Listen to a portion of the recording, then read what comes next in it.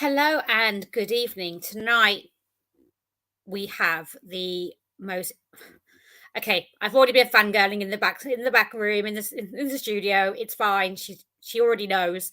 So I'm not going to embarrass myself too much tonight. Not like I normally do. Um, I am very very honoured to be able to have a conversation this evening with this amazing inspirational woman, and very very pleased that she's coming this year to the UK to be part of our convention. So I'm sure you all got questions, and I'm sure you all want to say hi and everything else. So you haven't come to see me; you've come to see the absolutely amazing, beautiful Cindy Kaza. Hello. Hello.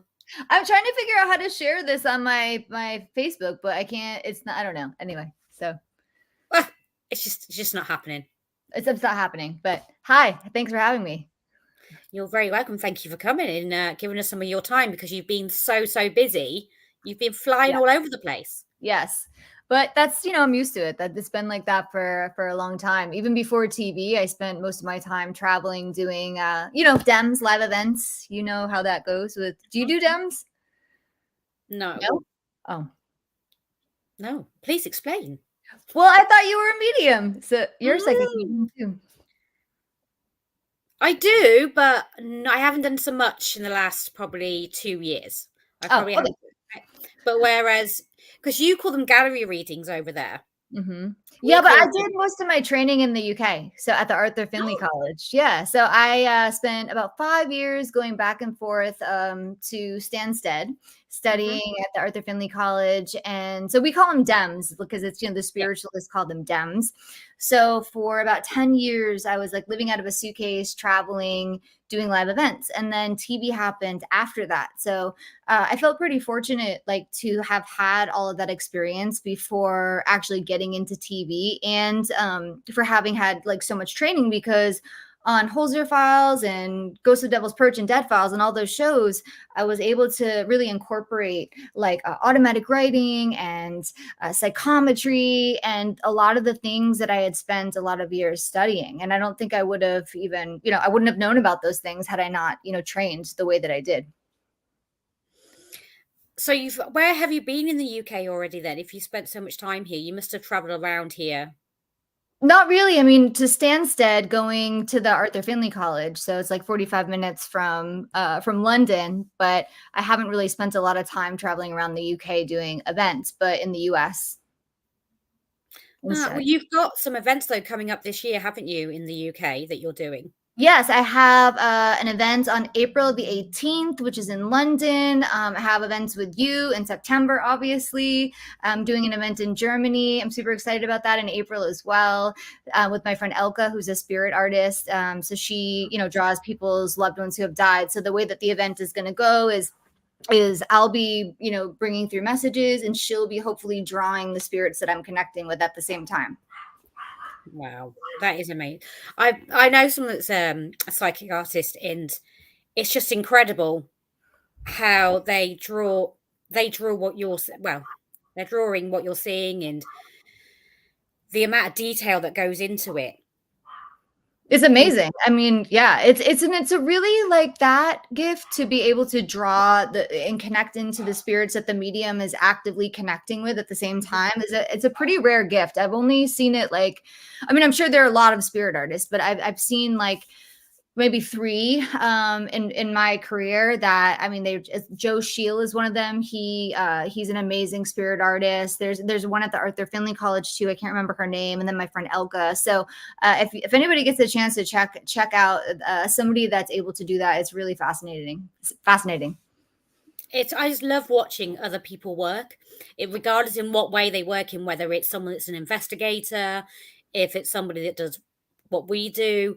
I just find it really interesting and intriguing to see how different people work and how they work with spirit as well, because nobody works the same. No, They don't. Yeah, exactly. I always say, every medium has their own like thumbprint or fingerprint, right? We all have our own fingerprint. And I think, I teach a lot of mediumship, and my goal as a teacher is is to always encourage my students to find who they are as mediums. I never want to create mini me's. Sorry, my dogs are barking, but I That's never okay. want to create mini me's or people that that want to do things exactly like I do, because ultimately at the end of the day, if you're trying to be like somebody else in your mediumship, you're not present enough to be there for who you are as a medium. So it's important that people like really know that, and it's great to be inspired by other mediums, but I think everybody should find their own way and what works for them, because there's no rules in mediumship. I think the only rule that I have is to be kind and not do any harm, but other than that, be free, like have fun with it. See, I was like that when I was kind of learning. I was like, oh, okay, I should be working like this way. I should be working that way. Different people that I was meeting. And then I was like, actually, and then somebody actually said to me exactly what you've just said. You need to find your own way and work in your own way and just keep practicing. And you'll get to the point you'll understand what is you and what you should be doing. And that stayed with me. And then a few years on, I was like, wow, okay, I realized what they meant now. It's really important, and I remember in my mediumship development, because when I really had my big, I guess, awakening. I don't really like the word awakening in that sense, but it happened through automatic writing. So I had experiences my whole life with like sensing energies, and I saw my first spirit when I was 10. And I didn't understand what was happening. I grew up in a religious family, and it wasn't until my 20s that I was like, okay, something's going on here. And then I met this woman who introduced me to automatic writing, and it was so easy for me. It was like the easiest thing for me to do, which that was just in me waiting to come out, is what I'm trying to say, because it's not easy for everybody, but it was already kind of just there. And Yeah. so when the outlet came, it was like the floodgates opened, and it was actually like at the beginning, it was too much. It was just so intense. But for years, I did all my readings through automatic writing. So people would come for a private reading. I would do automatic writing. It was like, that's what I did. And so when I started to, really study mediumship and train to do, platform mediumship or gallery readings, right? Yeah. It's a totally different ballgame. And so I Yeah. remember, yeah, it's totally different. But for me, it's great because it's like I have ADHD. So with gallery readings, you have to be super fast and you're kind of all over the place. So it's like perfect for my brain. Um, but anyway, so I remember one of the mentors that I had said to me, "You need to stop writing." And I was like, "I do." They were like, "Yeah, you need to put the pen and the pad down." And I did for a long time, because I was just kind of like listening to what, this teacher had said to me. And then when Holzer files came, I was like, I'm going to do automatic writing. Like, why would I not do automatic writing? I went back into who I am as a medium and trusted myself. And it was ultimately like the best thing I could have done, because there weren't a lot of mediums at the time doing automatic writing on television. A lot of people don't even know what it is, So it's just kind of like a testament to, really just, take what works for you, leave the rest behind, but stay true to who you are as a medium. Yeah, I completely agree with you that because I learned that, like I said, not the hard way, but I never forget the first time I did a platform night. I was so nervous because I'd only ever really done one-to-one readings or group readings, but they tended to be like small groups. And I was asked to go and do one, and I was like, I don't know if I should do this or not. And I was like, you know what? If I can do it, and if I don't enjoy it and I don't like it, I'd never have to do it again. Yeah. And I went and did it, and I was like, wow. I came away from there, and I shocked myself because I've kind of always been. I'm not a very confident person. I come across as that because I'm very hyperactive. I probably am ADHD. I'm very hyperactive. I talk really quickly, which a lot of the time people have to say to me, "Can you talk slower? I didn't understand a word you said," including my own family. Yeah. But I get super hyped about things, and I am like, I just go off, and I find in some respects when I do a platform event, I don't know how to put it, it kind of calms me in some respects because obviously you do need to kind of speak a little bit quicker and you do need to have that extra energy and everything else. But then in another way, it kind of calms me because I'm getting out all the things everybody moans at me for doing. I can actually go and do it on there. I can go and do it Mhm. because it's okay, because I need to get Yeah. through so many people as many as I can. Yeah, and the thing that I've learned about doing live events, or platform readings, or even private readings, but let's just talk about platform for now, okay? It's that a lot of times, like, before people get on stage, they have, a little bit of stage fright, or they feel like they have terrible anxiety, but the second they connect to spirit, it all goes away. Yeah. It's like I can work for 90 minutes, and it's like, before I know it, 90 minutes have gone by and I don't even realize it's happened so fast. Where did the time go? Right? Because we're not Yeah. in the same kind of time space continuum. We're like connected to the spirit world. And the other thing that I think is super fascinating about connecting to spirit, and sitting in that energy, is that I can work when I'm really feeling really under the weather. And people will say, well, how can you work? You're sick. It's like, because you don't even feel your body a lot of the time. So, I had the flu. This was probably 10 years ago, influenza. And I was really sick. And, that cough that comes with the flu, like, it would not go away. It was terrible. And I had an event that I couldn't cancel. It was like 300 tickets were sold. And I was like, how am I going to get through this event? I can't stop coughing. I feel terrible.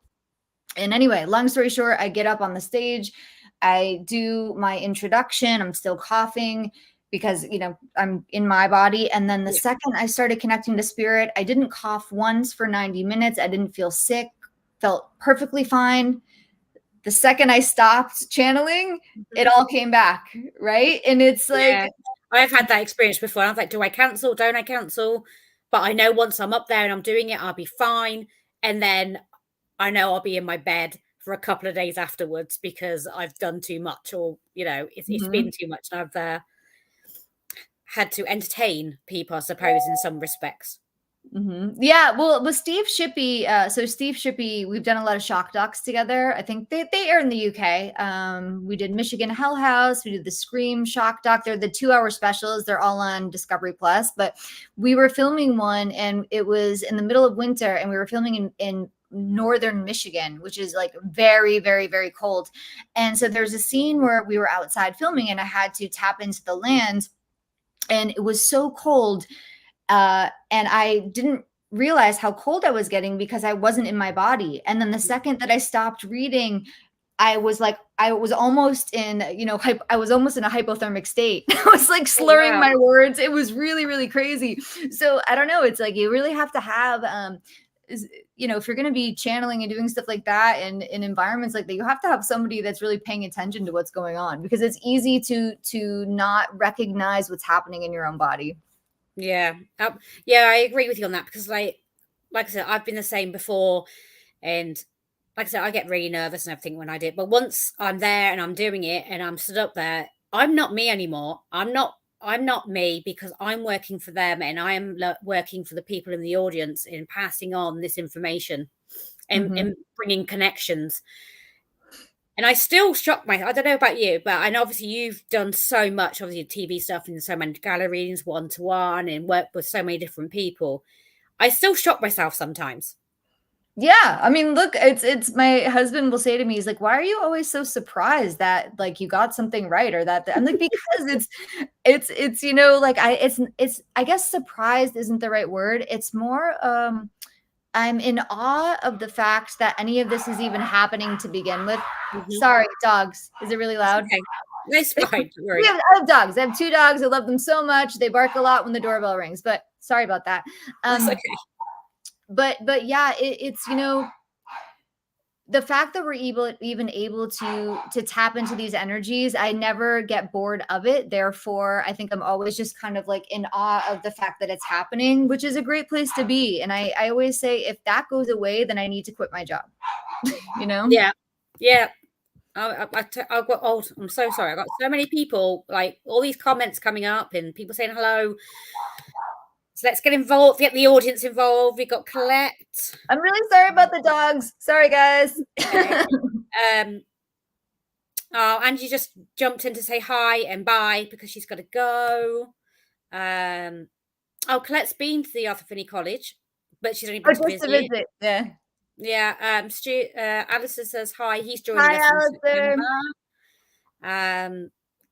Oh, Colette says she loves the way you do automatic writing and snow commentary. Hey, Hi, Cindy, go to your Tammy. Good beautiful to face. see you, Tammy. Ah, um, we've got the Boo Brothers saying hi.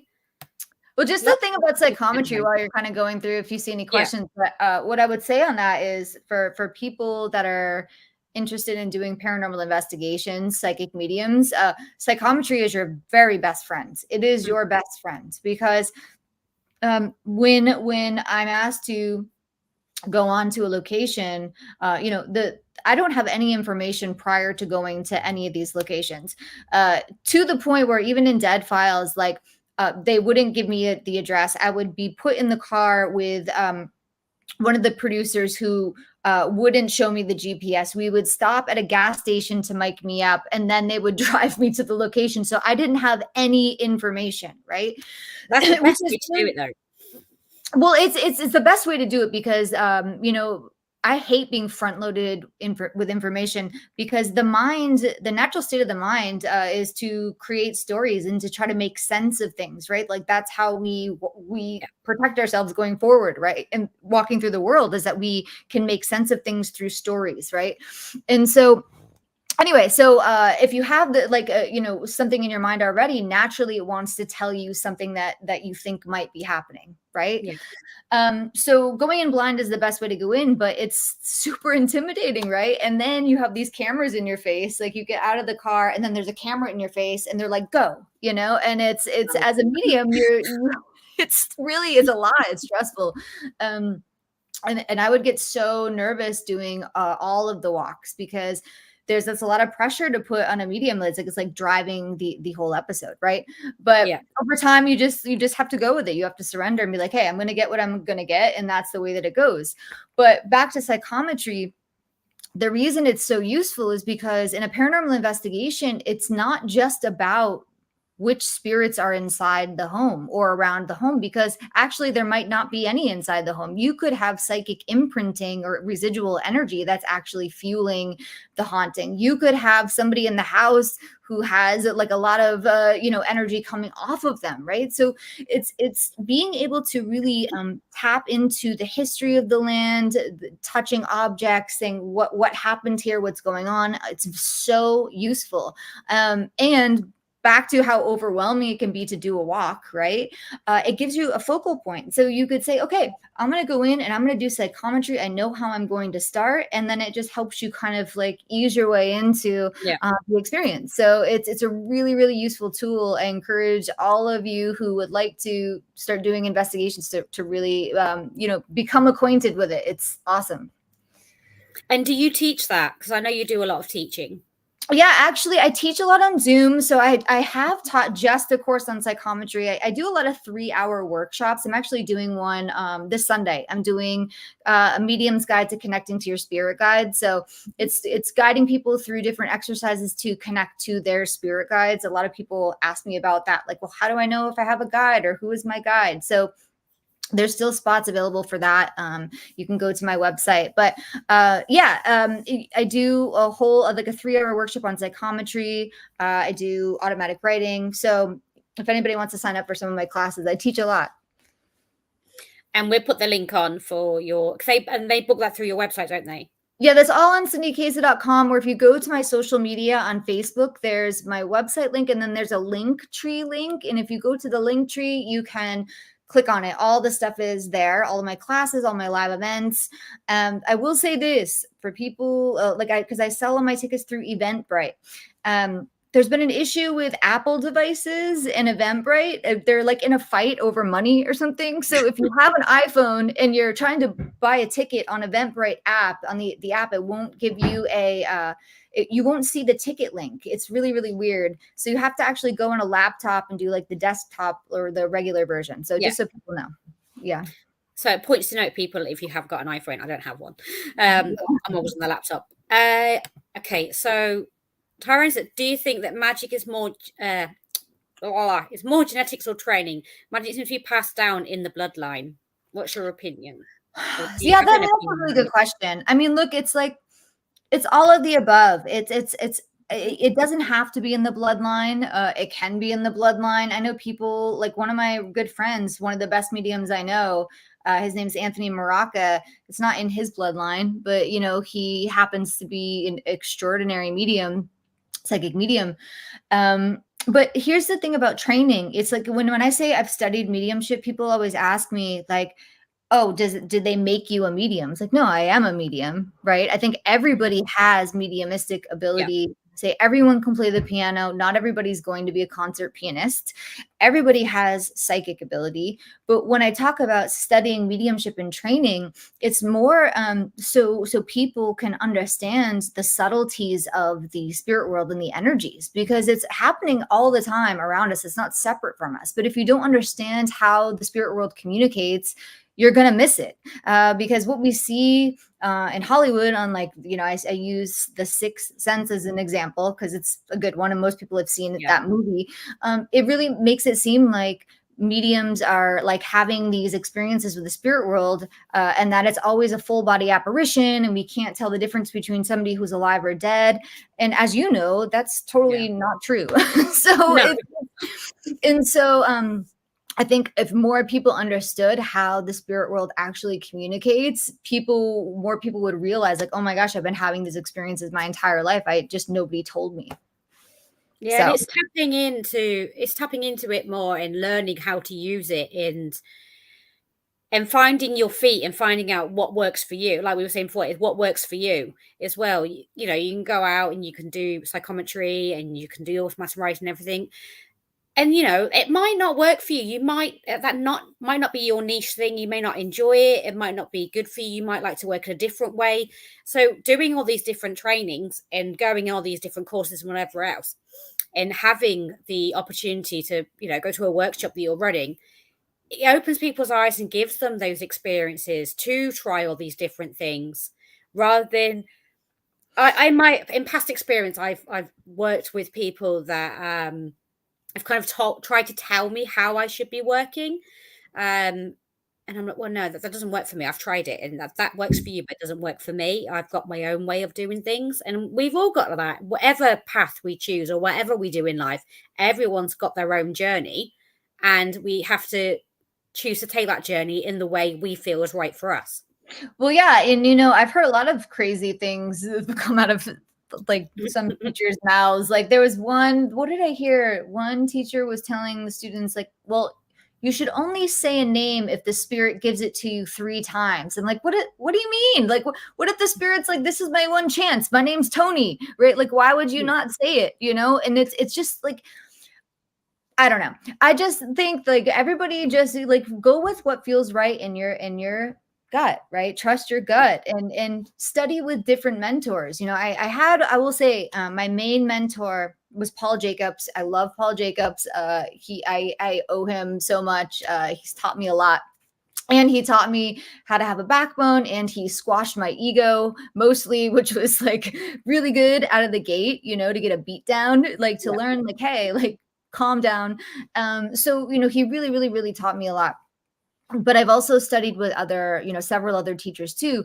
And I think it's good to learn from different people because you see different perspectives.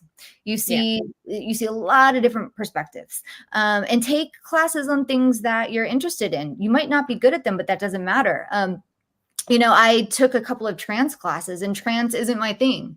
But I'm so glad I studied trance because now I know what trance looks like. So when I have students who are going into trance, I can say, oh, that's what's happening to the student. And I can send them to somebody who specializes in trance. So at least trance hasn't happened for me yet. I don't know if I want it to. It seems a little bit scary. I'm too much of a control freak. It is scary. I had it happen to me I've done it a few times now because now I know what's happening. But a few years ago, I've talked about this on many occasions before, where I did a one-to-one reading and I didn't know I did until after the reading, because as far as I was concerned, I was completely present the whole time. Yeah. I thought I was. And obviously it turned out I wasn't. And I was like, wow, okay, I need to get a hold of this and learn this and find out what is going on, how that happened, how I stop it if I don't want it, and find another way of working. I was like, it really unnerved me. But then now I'm like, oh yeah, come on. Well, I mean, right? If I It's feel because you have more comfortable, if I feel experience. comfortable. It's like, I wonder, I don't know, maybe today, oh, I don't know. I don't know. But I'll tell you, my husband, this is like 2 weeks ago.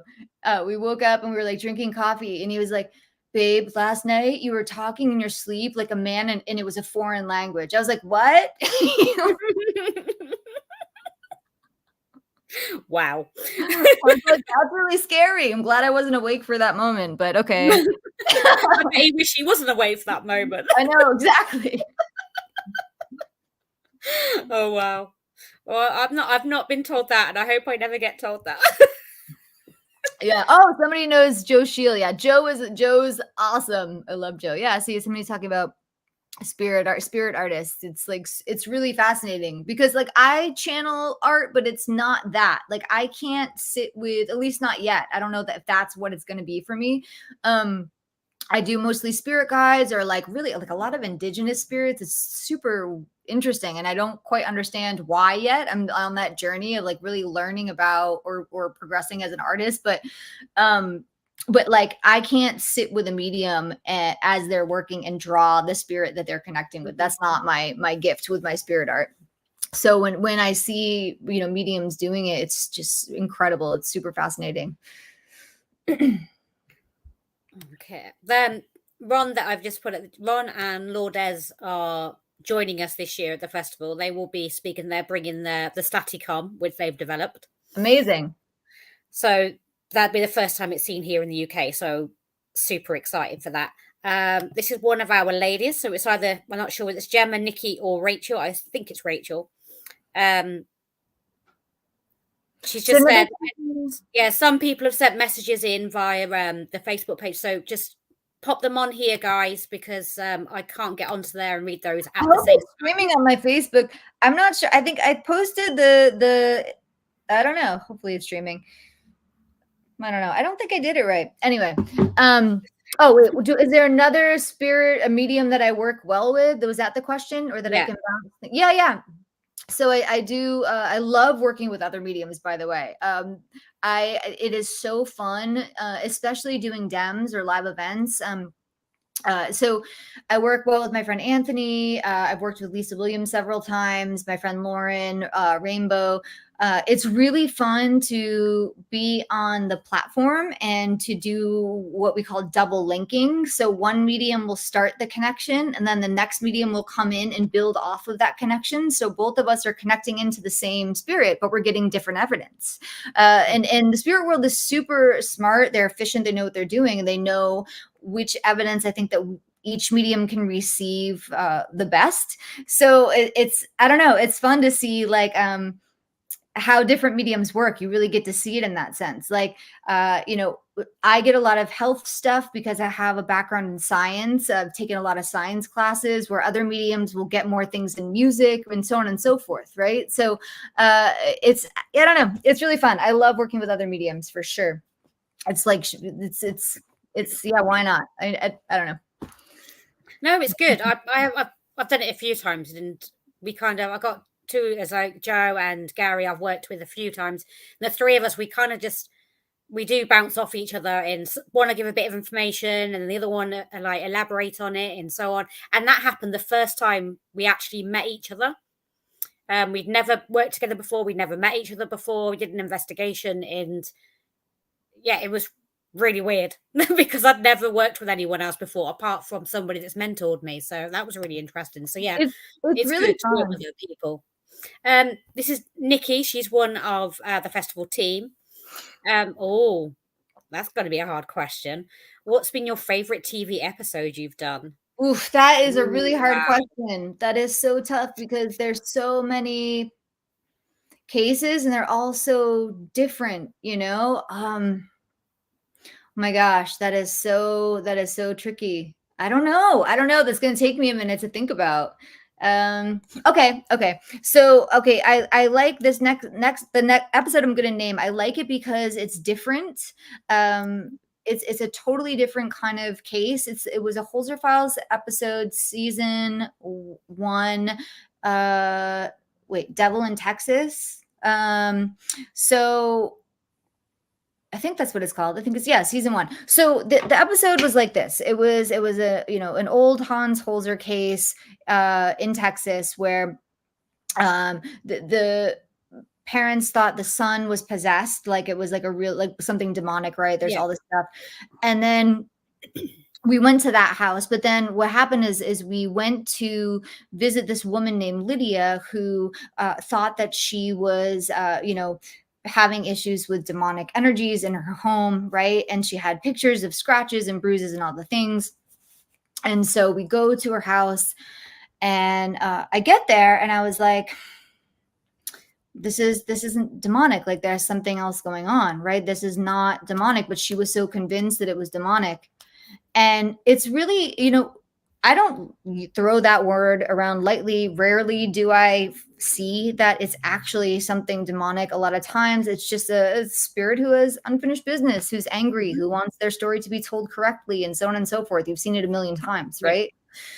So, and I encourage you all to watch this episode, especially for psychic mediums doing paranormal investigations, because it's very easy. It would be the easy way to just look at the photos and say, oh, it's demonic, it's this and this, where I'm just going to go down that path, right? It's an easy way to go. But we have to remember that we're dealing with like people, and to say something like that to somebody is not only traumatizing, it can be damaging. It's,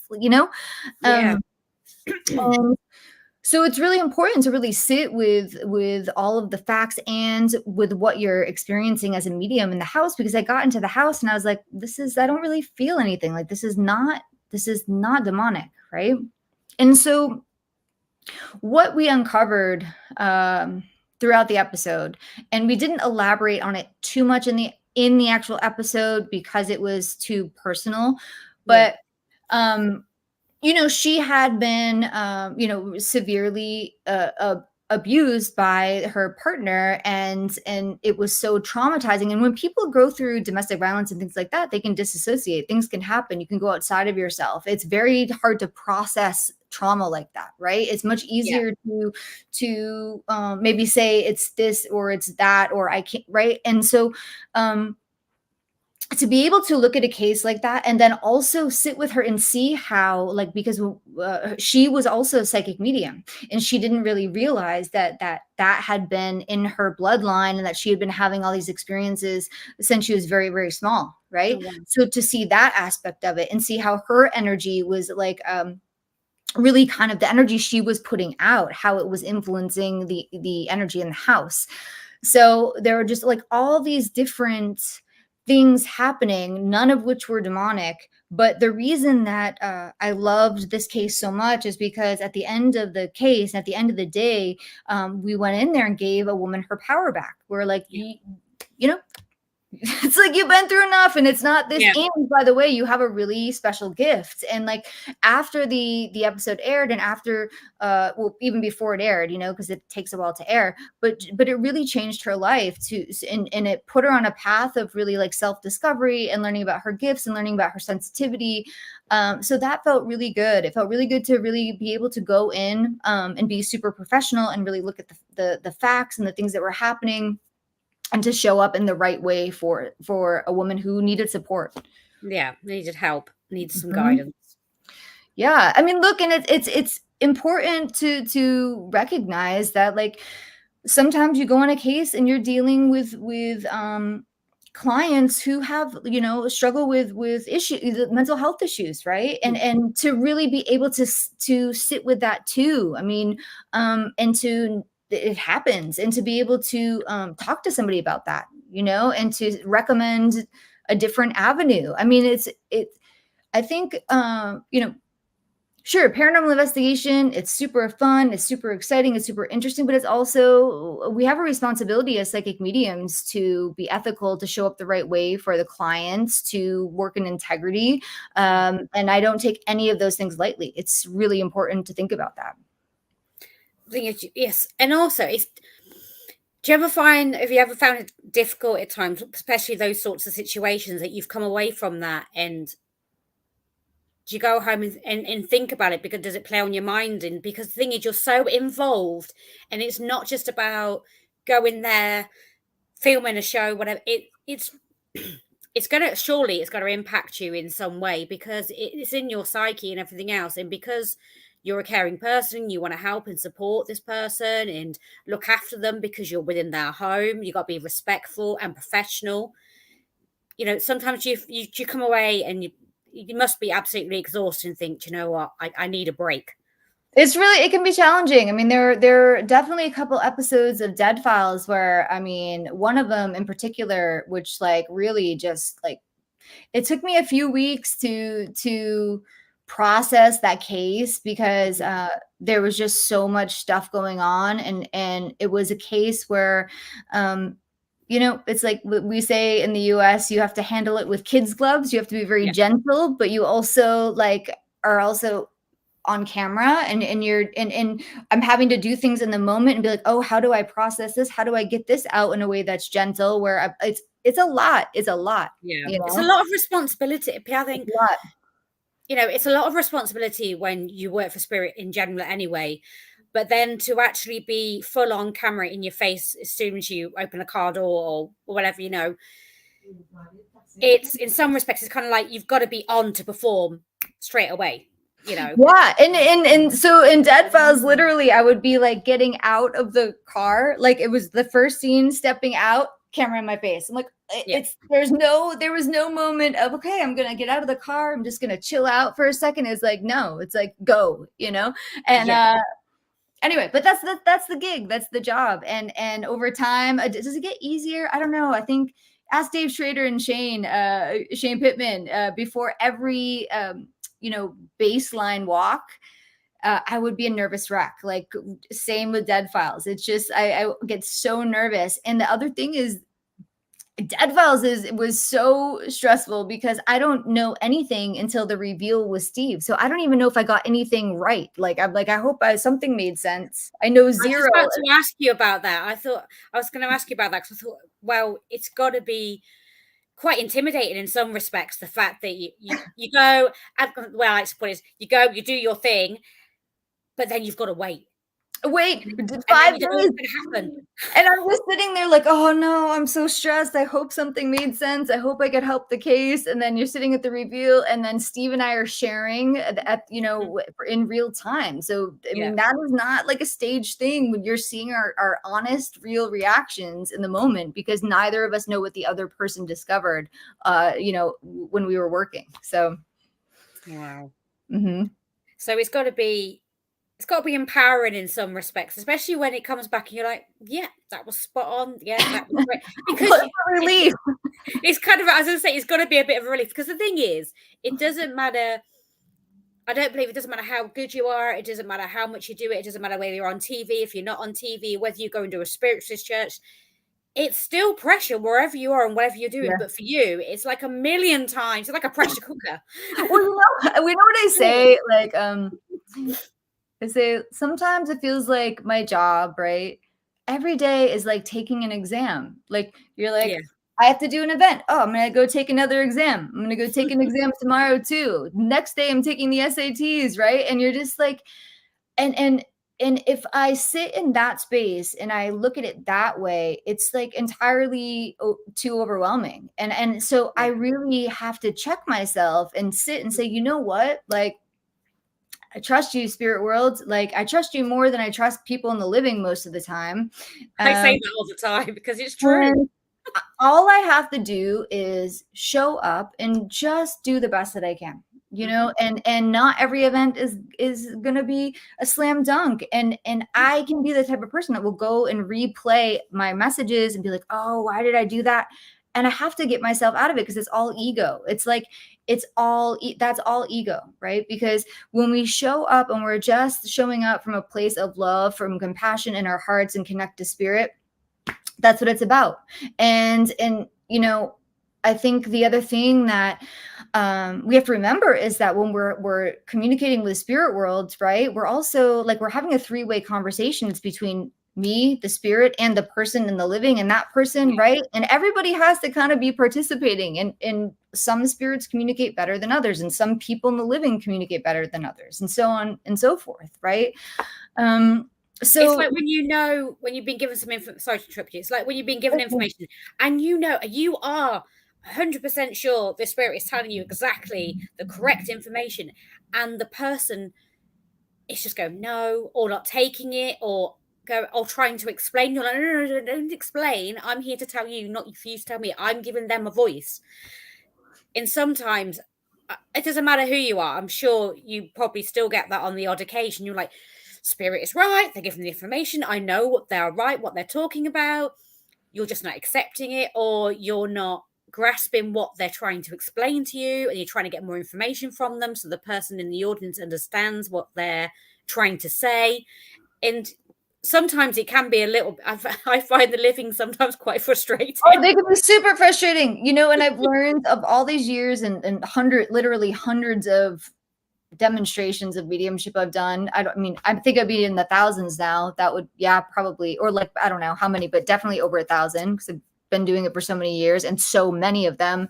You know, it's like, I've learned that when I'm working with somebody in the audience who is super resistant, they might give you like, yes, yes. You're like, you could be giving them very specific information and they just don't really want to participate.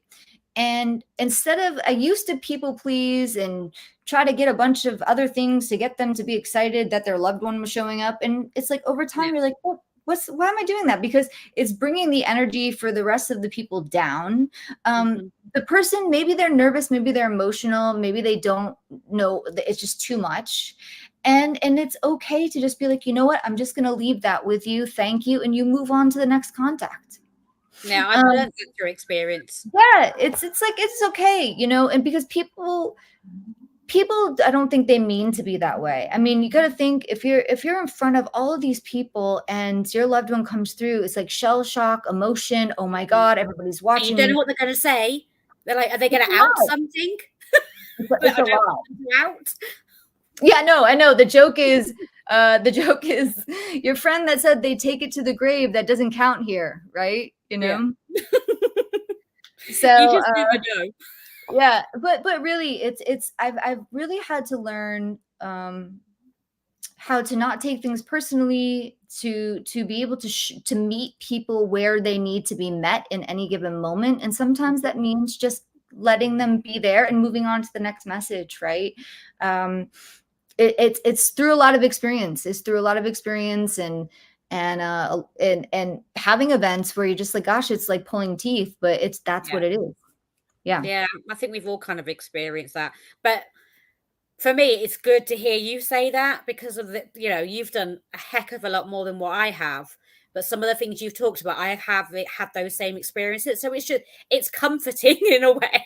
We all do. Look, here's the thing. It's like mediums, like, none of us are always right. That's a fact. And why are we putting that pressure on ourselves? And why are we trying to convert non-believers into believers? It's like, that's not our job. Our jobs are to show up and sit with the spirit world and give messages. Like, the rest of it is okay. You know, it has to be evidential, right? Otherwise, what are we doing? Yeah, we're not showing anything. But this whole idea of I have to get it all right, it's like, that's just not ever going to happen, right? And the two things that mediums do the most, in my opinion, are we misinterpret the evidence or we give it to the wrong person. And so if you sit with that and you're like, well, which one of those two things am I doing if I'm getting a no? It's one of the two. Or the person just doesn't remember and you just move on to the next piece of evidence. So you're all getting mediumship training right now. Mediumship 101. You're all mediums. Let's do it. I've got some more. The lovely David. So he'd like to ask if you're doing any new TV shows or involved in any new. Obviously, you can't. I know you're not, because of contracts and everything else and confidentiality and NDAs, and you can't exactly specifically talk about anything in particular. But are we potentially going to see you? I hope so.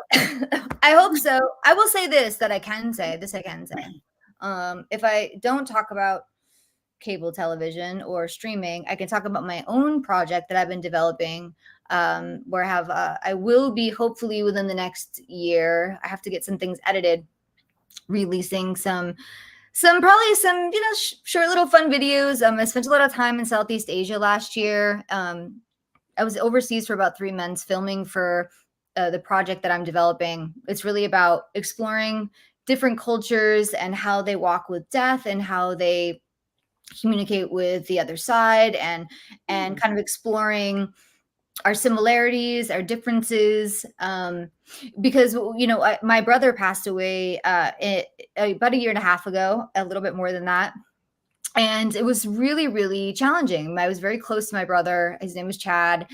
uh, I helped him die. What I mean, I helped him die. I stood by his, side, bedside.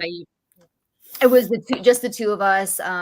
It was really, really, really challenging. He was 48, really young, diabetes.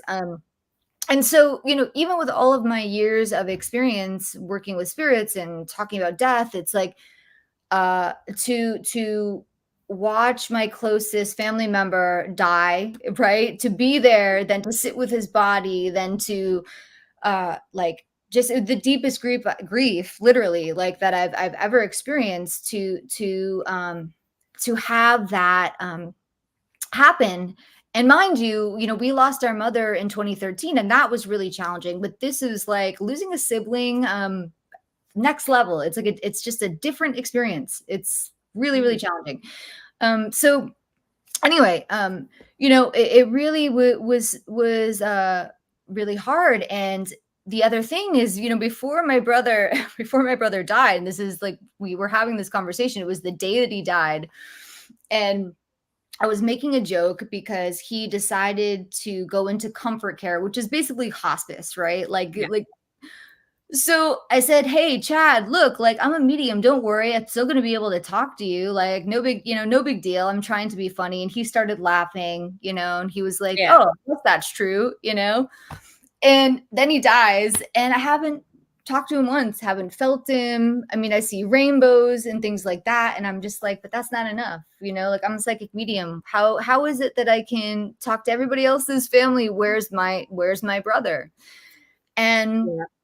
and it's kind of put me on this quest to explore that piece, right? Like interesting. How can I not? How could I do this and feel it for other people? Why can't I feel it for myself? Because it's changed the way that I look at a lot of things. It's really forced me to dive deep into these spaces of why. And I always say to people now, my brother, his death, he taught me grief. He really taught me grief. I thought I knew grief, but now I know it on a different level, and it helps me relate to my clients, or the people that come to see me, a lot more. And when they would say to me in the past, Cindy, my husband died. Why can't I feel him around me? Where is he? I would have this kind of like generic answer of like, "Oh, he's there. You're missing the signs. Just be open." But now I'm like, you know what? When somebody asks me that, I'm like, I don't know. I had that experience too. And I know all the signs and symbols, and I talk to dead people for a living. So that was a little bit of a tangent, but like on my journey, spending some time in Southeast Asia, I was talking to different like healers and mystics and spiritual people about their ideas of, why can't I feel him, or what do you think happens when we die? And I went to Toraja, Indonesia. And for those of you who aren't aware of Toraja, it is like a really, really fascinating. The Taraja people are very, very fascinating indigenous people to the island of Sulawesi. I always get it confused. Anyway, so they have really interesting death rituals, and a lot of people, I think, maybe have seen, Nat Geo did an episode of this ritual called Manene, which is held once a year in August. I didn't go to that, but what happens in that ritual is family members will exhume the bodies out of the grave, dust them off, put clothes on them, take pictures with them. It's like they're having like a family reunion, right? And then it's like every 3 years or something like that. But I was fortunate enough to be able to go to a funeral there and see something similar and film it and talk to the family, and just really interesting. So I guess like my brother's death kind of it gave me a deeper purpose in my travels. I've always been interested in exploring different cultures and religions, but it's I don't know, giving me a little bit of a nudge in a new Yeah, I was direction. gonna say, is it kind of just giving you a push in that direction and actually go and discover some things for yourself? Exactly, right? And it's like part of it, it's like one of the messages that I got in a meditation, I went to Gunung Padang, which is a megalithic site in Indonesia. It was on Ancient Apocalypse. It's a Netflix show, Ancient Apocalypse episode 1. They went there. It's so if you are interested in this site, you can see that episode. But I went there and I was sitting in this meditation, and the message that I got was that my mission is not necessarily to find my brother, but to find myself through my brother's death. Wow. And I was like, that's actually beautiful, right? Because it's Yeah. like this deep exploration inside of myself and my work and my beliefs and all of the things that I thought that I knew that I really actually don't really know that much. I mean, I have experiences, but I don't know. I do get it, because like you lost your mum. I lost my dad in 2013, and I was with him at the end and everything. He has palliative care, but we kind of did it at home for him. So I've sat with a lot of family members over the years at the end, but I've been very like you over the years. I'm like, well, and also I'd go for readings or I'd go to church or anything else, and he'd not very often come through and talk and give me a message. Or if he did come through and give me a message, it'd be a very brief message, but the rest of the message would be for another family member. And I was Right. like, well, why doesn't You're he like, want what to, the hell? what the hell? Why doesn't he want to talk to me? What's going on here? I'm not happy about this. I'm sick of like passing stuff on. And I understand from your perspective, it is really difficult because someone you're so close to and you expect to be able to communicate with them, you expect to have a conversation when there's things left unsaid that you want to say, and you're like, are they hearing me? Are they not hearing me? I know I communicate with spirit, but why can't I communicate with the most important people in my life? Like, I lost my husband 2 years ago, Oh my gosh, I'm so and sorry. um and like with him, I kind of pick up on things when I know he's sort of around, and then I'm like, or am I just because See, it's so I want it? I know, and we're mediums, right? Yeah, because I want Mhm. it. Am I thinking it's happening? Is he here because I think he's here because I want him to be here because I'm so desperate for that communication, or for some sort of evidence that he's around or whatever else? Am I just putting that out there because it's what I want? Because I can do it for other people, but I can't do it for myself. Well, and So it's that's the thing. That is the so piece, right? frustrating. And it's the piece too, and it's deeper than that because for me, it's that piece of like, can I walk my talk, and am I walking my talk, and being mindful of the things that I say, and really reflecting, like, I'm saying this to somebody else, am I actually following my own advice, and to really be present with that, because it's very easy to just say something and to give somebody advice and something you heard from Yeah, somebody else, or this and this and this. But the greatest teacher is experience, yeah, it's yeah. So it's a beautiful journey, life, right? And I think the other thing that I really have noticed is there are other cultures that walk more gracefully with death, especially like the Taraja people. Like it's really just, it's like the lines between life and death are blurry. They keep the bodies of their loved ones in their homes, sometimes for years, until they wow, can have a funeral. And they until the funeral happens, the big send off. The belief is that, and this is indigenous Taraja belief. A lot of the Taraja people are now Christians. So while they okay, still will practice, because the Dutch came and colonized Indonesia, and the Taraja people, a lot of them converted to Christianity. And so you still have a lot of like Taraja people practicing these burial rituals, but they're largely Christian. So it's kind of like they're like blending the two things, right? But then you'll have some people who still really believe in the old ways, which is like animistic animism.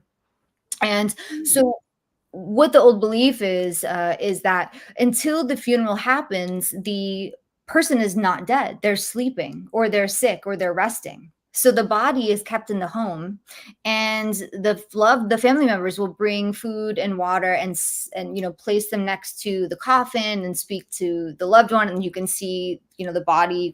And I was able to go to a family's home, two families' homes, and be with the bodies in the homes, and it was like Yeah, really, that's really got to be interesting.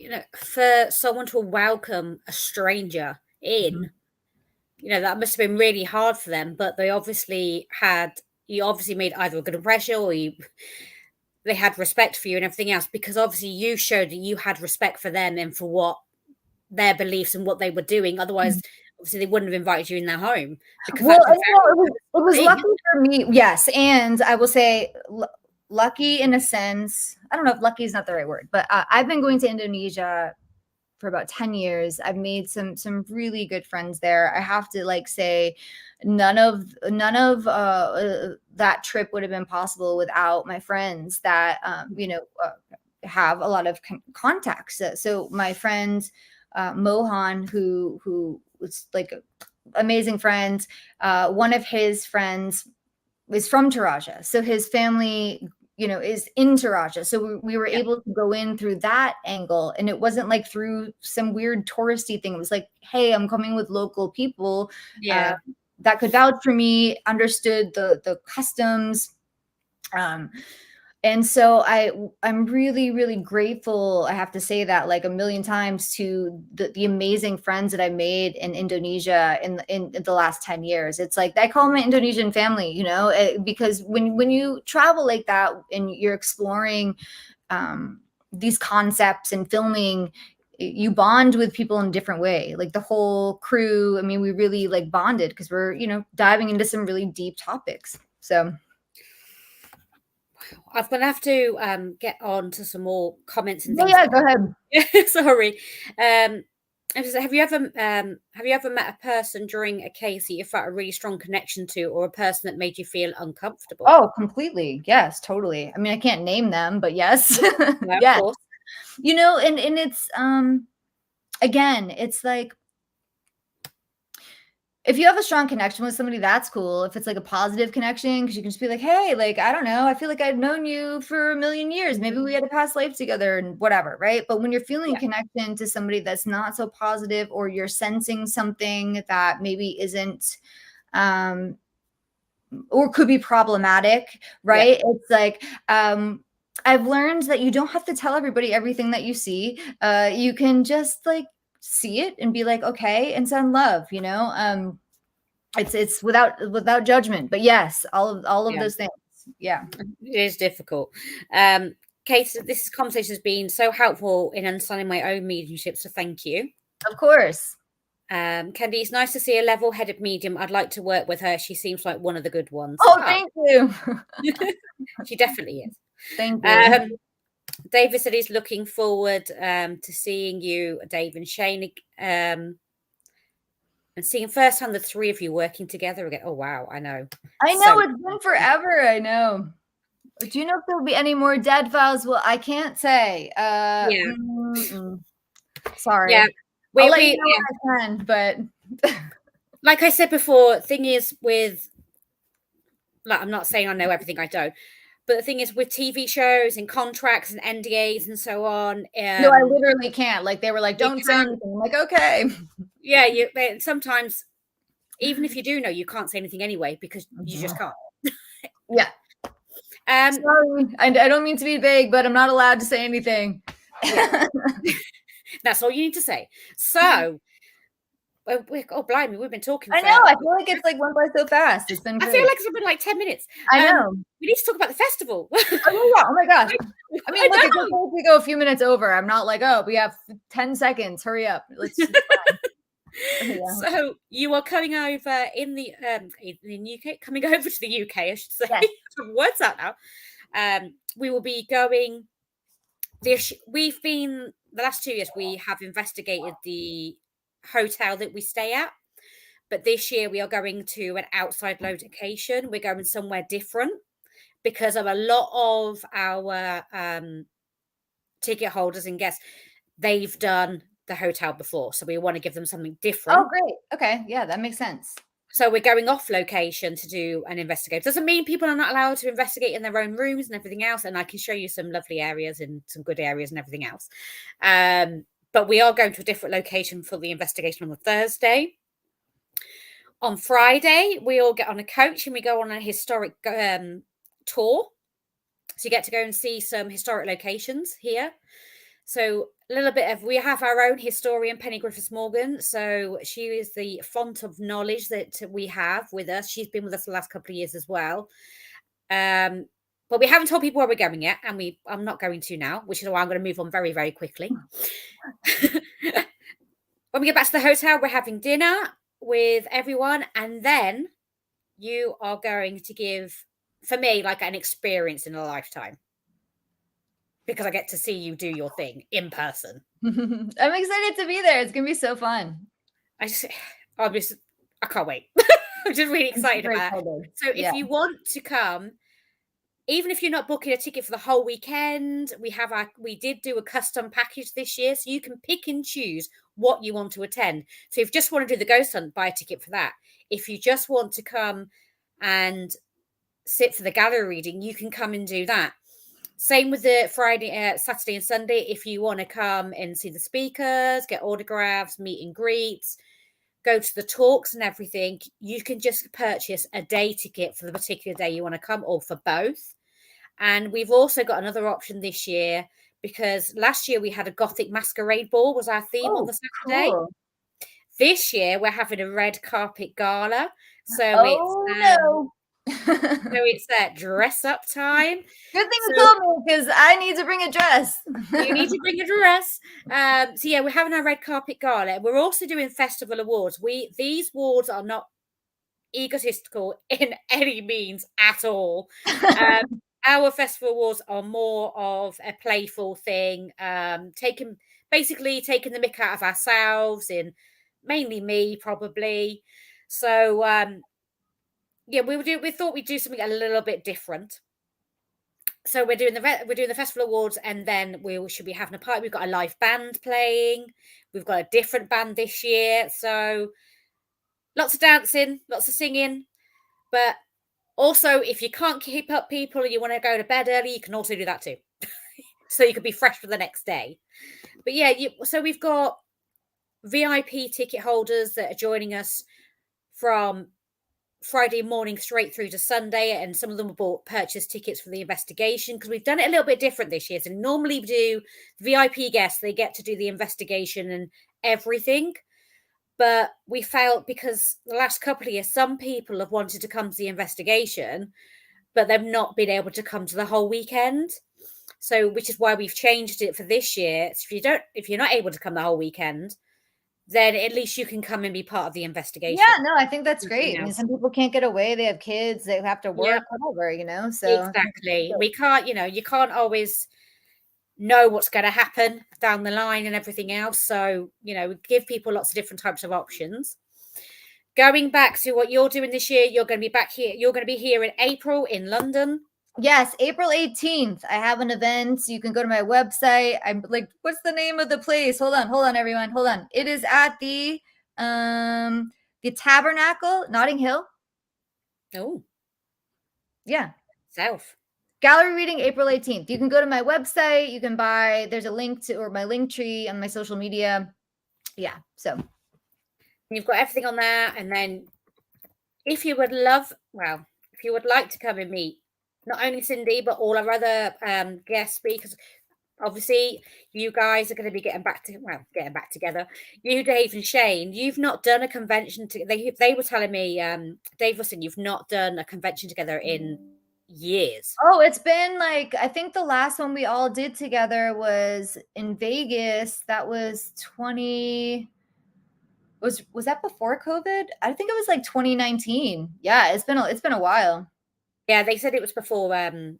It was a long time. No, it was 2019. It was, yeah, I think that's when it was. Yeah. Wow. And this would be the first time that you do one together here in the UK.